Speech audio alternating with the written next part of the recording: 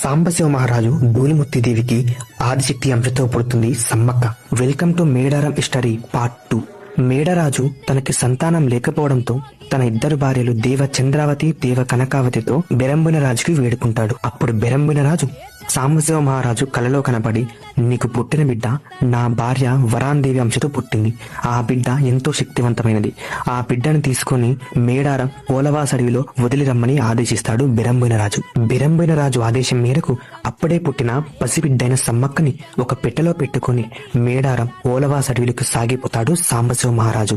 మేడారం పోలవాస అడవిలో కంకవనం మధ్య ఉన్న ఒక పుట్ట మీద సమ్మక్కను పెట్టి వెళ్లిపోతాడు సాంబశివ మహారాజు.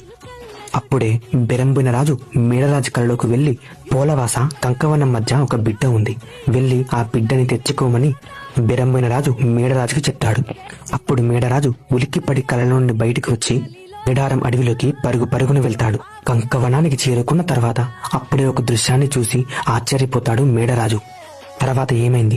సాంబశివ మహారాజుకి సమ్మక్క తర్వాత ఇంకెంతమంది సంతానం పుట్టారు? మేడారం హిస్టరీ పార్ట్ 3 కోసం ఇప్పుడే మన పేజీని లైక్ చేసి ఫాలో కొట్టండి.